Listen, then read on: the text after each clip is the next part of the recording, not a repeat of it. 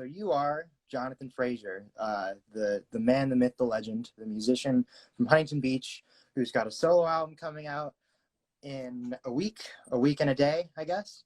Yeah, 24th. Yep.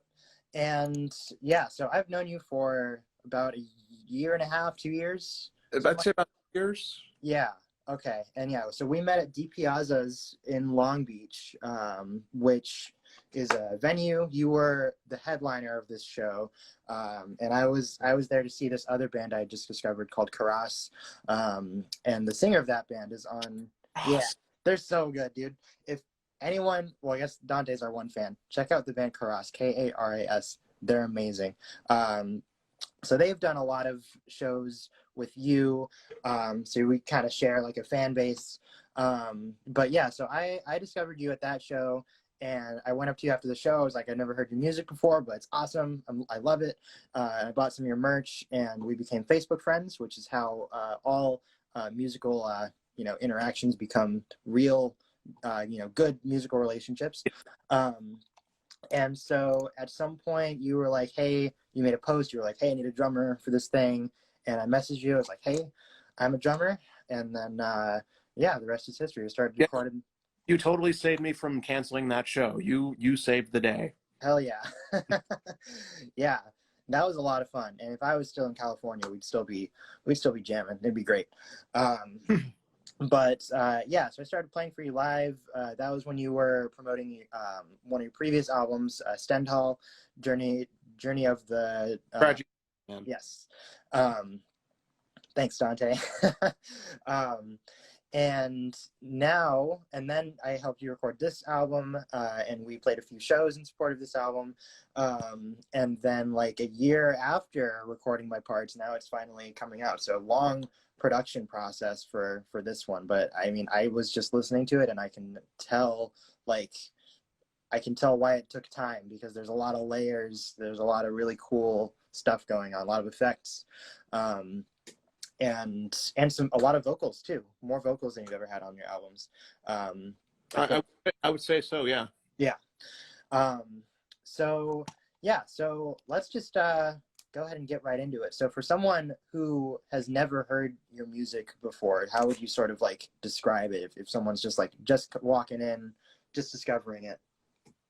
Well, it's kind of difficult to describe because over time I've grown to play different stuff in different genres over the years. Right.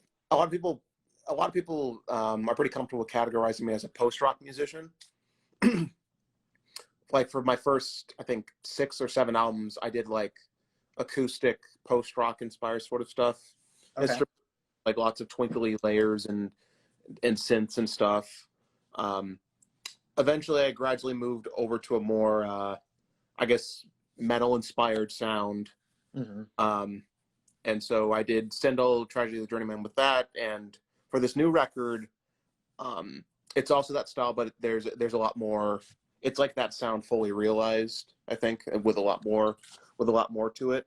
But yeah, whenever I try to introduce myself, it's more like, oh, I'm an instrumental musician, because I'm kind of getting all over the place now.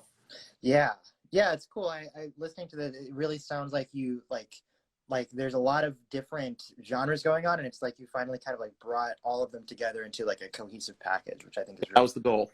Yeah. That's awesome. And so about this album, what would you say is like kind of the theme? Like, what's this album about? Theme wise, I went through a very difficult period of my life for like the past year and a half or so. I was still dealing with my mother suffering from glioblastoma and her eventual passing, and just how I handled it and a lot of the guilt that I carried along with it. That eventually led into some more music. A Mother's Love So Grand, as well as the small little piece I did called Terry. Some of you might have heard of it. Eventually, it was getting so bad to the point where I didn't know how to probably describe it. The best way I could describe it, I was just fucked up. It was just a really hard time for me, and I was extremely depressed. I didn't want to I didn't want to live. I didn't want to do with anything in life. Um, the people around me, they kind of suffered because of it, because the way I was acting. And then eventually I didn't know how to particularly live my life anymore. And it just got to a point where I had to find ways to rediscover how to find the meaning of being alive. And that's kind of where the album title comes from. Heaven is at a distance, trying to reach, enlightenment and salvation, but it's kind of a far ways away because you're in such a bad place. Gotcha. Yeah, that's really interesting. And so this is like, you've released a few different albums, like you said, from your mom's passing, and uh, it's kind of interesting to hear how like that journey has kind of like reflected itself in the music over time, and reflected itself in like the theme of it. So that's really cool that you're able to like kind of take those experiences and turn them into art like that. I really appreciate that. And so my next question is like, we've talked already about how like oh, sorry, there was echo. We talked about a little bit about how there's a few different things about this album that are different from the previous albums, like we just said. And so I'm curious, just like how has the theme and the time that you've spent grieving and introspecting, how has that all like reflected itself in the music, I guess? I would say the music's a lot more personal. I think it's some of the most personal stuff I've ever made and written, next to Terry. Um, it's a lot more desperate. It's a lot more urgent. It's harsher, more chaotic, because I was dealing with a lot of, because I was a really pissed off, angry person. I'm still kind of an angry person now. I'm still dealing with Yeah. it. But You don't seem like it right now, but I'm sure in your head. right, yeah. So it's a lot more the music is a lot more ferocious, but at the same time it's a lot more vulnerable and sad. But like I said before, it's like trying to reclaim um, that will to live again. So it's eventually trying to fight off all those negative emotions, or just trying to get them off your chest, and just being fed up with how things are and how you are emotionally and mentally, and trying to gradually move yourself to a better place. That's cool. Yeah, yeah, I like that a lot. Um, and so the songs on this album, they're uh, there's a lot of nuance in those, like what you've been describing. And so I'm curious, just like listening to this and listening to how you just described like how that sort of impacted the flow of the album. I'm curious, like songwriting wise, how long does it take to like sort of go from this idea that you have or this emotion that you have and like turn that into a complete product? I'm curious like how long each song took to write and that sort of thing, what the process was. Well, I don't really keep track of how long it takes to write a song. Right. It just kind of happens. But usually what happens is, I'll pick up my guitar and I'll just jam on a couple chords or melodies or whatever, and whatever sounds good, I'll kind of jam that for a little bit, and then I'll find another melody that works well with it, and then Mm-hmm. I'll play those back to back, and then so on and so on and so forth. I keep finding new stuff, and then I kind of pile it on. I stack it all together, and then I try to find cool transitions, try to find different parts, try to figure out what would work on top of it. And when I record the song, it's usually in one take. It's usually done live. On this record, it's a little bit different because there was a lot more multifaceted stuff.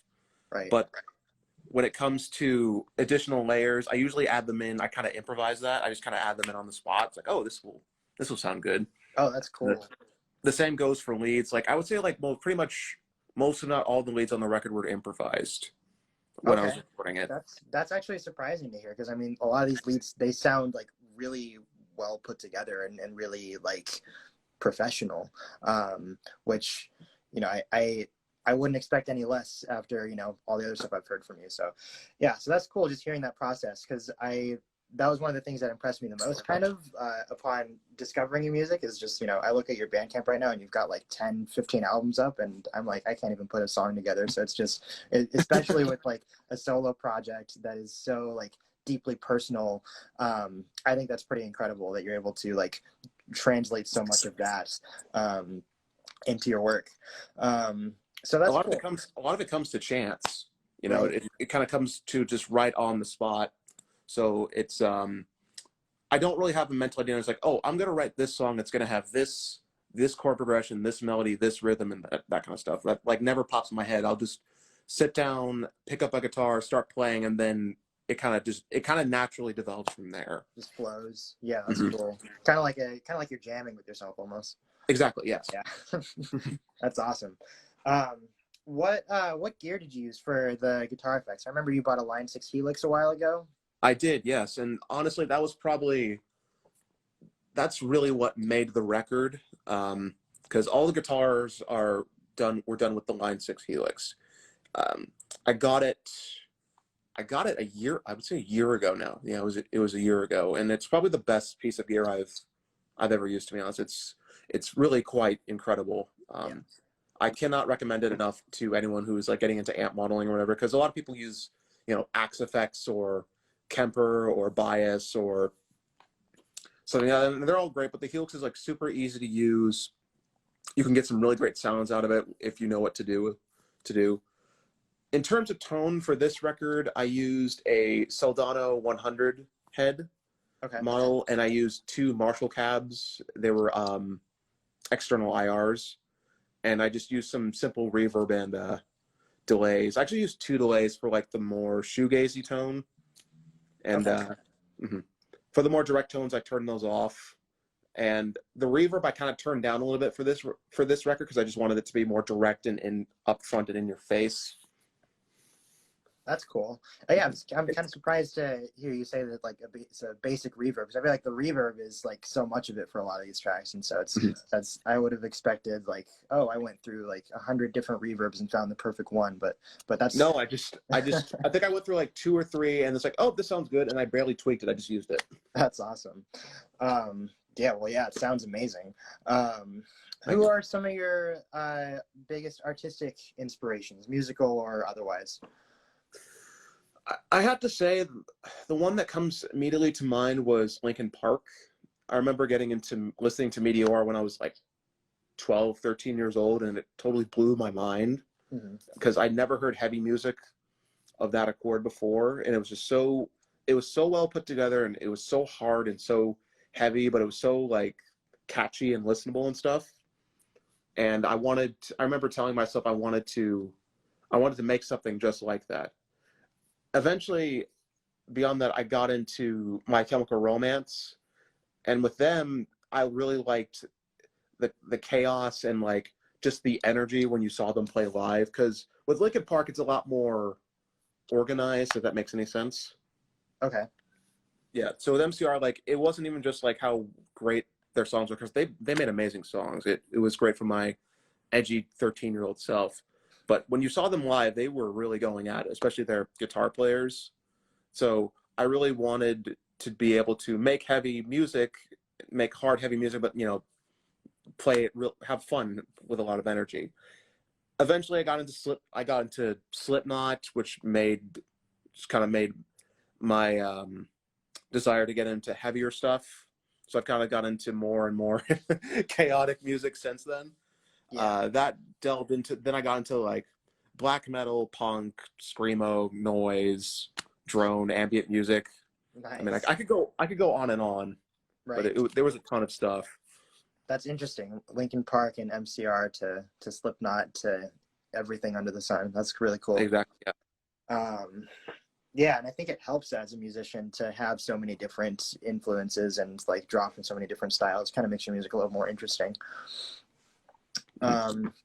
So that's pretty much all I had planned about the album in particular, unless there's anything else that you wanted to sort of like throw in, any interesting facts or tidbits or whatever. I will say, so I want to give a big shout out to Brian Kingsley, who mixed this. He did a phenomenal job. I honestly don't know how this would have turned out without him. I've worked with him before on Stendhal, and he did an amazing job on there. But on this one, it was just he made this. Yeah. Get what I mean by that? You know, I think he and I would sit down together on our computers and go over every single song and like almost every single part to make sure we had everything down, you know, to a T. Because perfectionist and I'm a perfectionist, and that could be kind of to a fault Yeah. sometimes. So that can be a little bit counterproductive. But for this case, I think it mostly worked. So with those two things, you know, together, it really made the record a much greater quality than what it could have been, I would say. That's awesome. Yeah, I'll second that. Just from what I've listened to, he did a phenomenal job. Sounds very professional, very layered, and yeah, I love it. Keep working with this guy. Oh, I will. I don't think I could work with anyone else besides him at this point. So just kind of drawing back on the, you know, the things that inspired you to create this album and thinking about that, do you have any advice for other people who might be dealing with the loss of a loved one? I would say that it's okay to feel not okay because you're going through a traumatic experience. And I would say don't keep it inside you. Don't just, you know, keep it to yourself. Talk about it. You know, talk about it as much as you can. Talk about it on social media. You know, tell your parents, tell your friends, you know, tell your siblings. You know, just tell them how you're feeling about it and how it has affected you. If you have a good support group, then you know they'll be there for you. Sometime, and if that's the case, then you'll be in a good. I think it'll help you out much better. I would say. One of the biggest mistakes I made was going through this. I kept it a lot inside, and it caused a lot of issues. So that I really regret doing that. Yeah, So be open. You got to be open about this stuff for your own sake. definitely. I think that's good life advice in general. I think that there's kind of a stigma nowadays against, like, it's getting better, but I think there has been kind of a stigma where people are expected to like always kind of be strong and self-sufficient and not need like help from other people or whatever. But I think it's so important to allow yourself to be vulnerable and allow yourself to open up, especially when it comes to, you know, emotions that are very serious and impactful, you know, because Yeah, we're all human beings. We all feel stuff. We all go through tough times. Yeah, and if you, especially, I mean, if you don't deal with that kind of thing early on, then, you know, I mean, things could end up turning out a lot worse, you know, and no one wants that. So Exactly. yeah, so yeah, I'll second that advice to anyone who's going through any sort of hardship. On a lighter note, you're going to be doing a live stream next week to promote the release of your album, correct? Yes, the day of its release, correct. Awesome. And so where can people find that? Is it going to be on YouTube? Twitch? Okay. So twitch.tv/Jonathan Fraser, or It's /JLFraser555, I believe. JL Fraser There's a Facebook link. I could send it to you and you could share it. Okay. But yeah, I'm still figuring out how to get it to properly get put up. I'm going to use Streamlabs. The show itself has already been, you know, recorded, so I'm just going to put it on there and have it stream on there and see how it goes. Perfect. Cool. Yeah. Twitch gang. I'll second what Dante said. So I'm curious, since you recorded on the record, what was your favorite song or songs? My favorite song was the fourth one. It was the one that was like heavier. What was it called? Vengeful Burden. I loved the way I loved the beat that I was able to do in that one. It sounded different than anything else on the album. And I loved kind of the way it ended into like all that like chaos, and the vocals you added on that song worked really well. Thank you, Jake. Tone sounded awesome. Yeah, thanks, Jake, if you're still here. Awesome vocalist. And yeah, I think that was my favorite song. And I like the one that was after that too, Fire of My Resentment. But yeah, I had a lot of fun recording that album. That was really cool. I loved having you on it. Yeah, Vengeful Burden's probably the closest to like a screamo song on the Mhm. album, I would say. I would say fun fact. So for the freak out part, I remember when you recorded it, there was a lot of dead space when it was still going on. So what we did was we took the MIDI that you did, and we actually took drum hits that you did, that you recorded, and we put that over the MIDI. Oh, interesting. Okay. Yeah, that was why it sounded different when I was listening to it. I was like, okay. Yeah. But it worked. That's cool. Yeah, I'm trying to find the. There we go. And Jake said your drums were awesome too. Yep. Thanks, Jake. We're a big happy family over here. Yes. You can check out Jonathan's album on his Bandcamp, jonathanfraser.bandcamp.com. I'll throw links out everywhere. And you can buy merch there as well. He has t-shirts and posters. They're all really amazing. I don't know if any of the artists are here on this stream with us, but really cool graphic designs on those. I think I'm going to pick up a t-shirt, maybe a poster. Thank you. And also, you do film scores, right? I've done one so far. Okay. And so that's like something that you're offering to anyone who's interested? Yes, I am. I'm still kind of green to it, but it's a lot of fun to put together. So if there's anyone here who's a filmmaker and they need someone to do some music for their film, hit me up. You know, we'll work out a deal. Awesome. Definitely hit up Jonathan Fraser for some film scores. And yeah, follow us, follow Jonathan, go buy his album. And yeah, it's good stuff. Thank you, Jonathan. Thank you, Elias. You have a good rest of your night. All right, you too, man.